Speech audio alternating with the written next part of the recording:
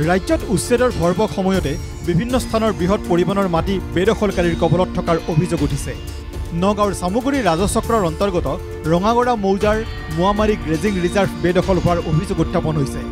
Mowamari grazing ৰিজাৰ্ভৰ ১৮০০ বিঘা চৰকাৰী মাটি একাংশ লোকে দখল কৰি আছে। শতাধিক পৰিয়ালে গ্ৰেজিংটোত ঘৰ-দুৱাৰ সাজি বসবাস কৰাৰ উপৰি মছজিদ, দোকান পোহাৰ সাজি চৰকাৰী ভূমি বেদখল কৰাৰ অভিযোগ উত্থাপন হৈছে। মোৱামাৰী গ্ৰেজিং ৰিজাৰ্ভত আছে বিদ্যুৎ সংযোগ, আৱাসীয়ে লাভ কৰিছে চৰকাৰী ঘৰ। এই মাটি বেদখলমুক্ত কৰিবলৈ দাবী জনাইছে ৰাইজে।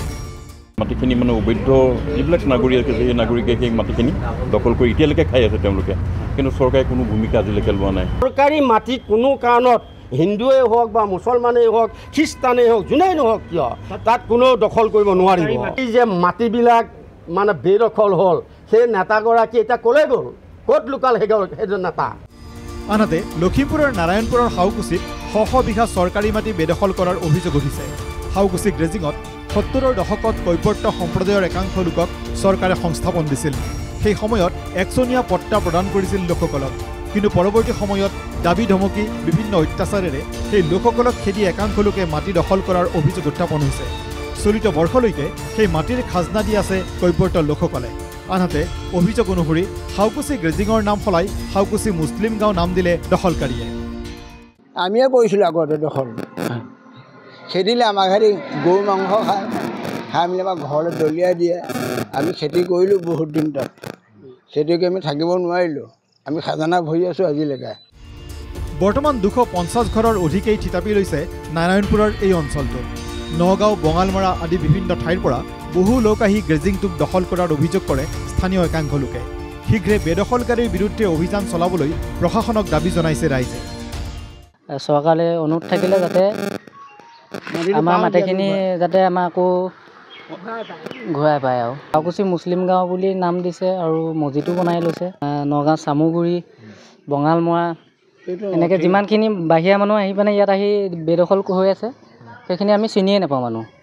ইপিনে হাউকুচি মুছলিম গাঁৱৰ লোকসকলে বেদখলকাৰী নহয় বুলি দাবী কৰে।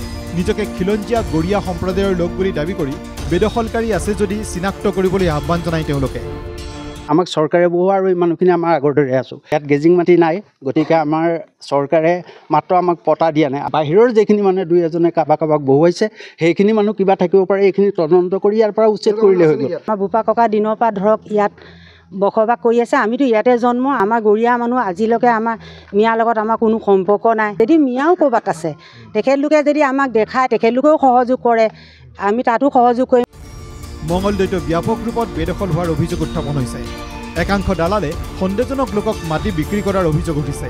মাটিৰ দালাল চবেৰ আলিৰ বিৰুদ্ধে মাটি বিক্ৰী কৰাৰ অভিযোগ উত্থাপন হৈছে। মঙলদৈ সমষ্টিৰ অন্তৰ্গত মঙলদৈ গাঁও, তামুলীপাৰাত নিশাৰ ভিতৰতে একাংশ সন্দেহযুক্ত লোকে ঘৰ-দুৱাৰ সাজিছে।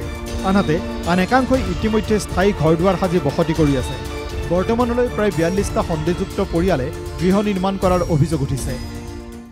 অবৈধ বাংলাদেশীয়ে ঘুচপিটি আহি গোটেই ঘৰ বনাই আছে, কিন্তু এতিয়া চৰকাৰে এটা ব্যৱস্থা ল'ব লাগে, হিন্দু মানুহৰ মাটি হিন্দু তাল ঘূৰি। এই খিলঞ্জীয়াৰ গাঁৱত আহি আমাৰ অচিনাক্ত কোনোবা পূৰ্ব বংগমূলীয় মানুহ ইয়াত চলাচল কৰিছে।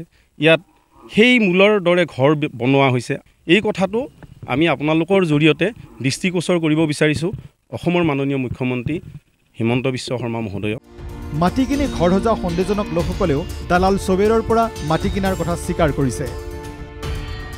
এক কঠা মাটি ১২ লাখ।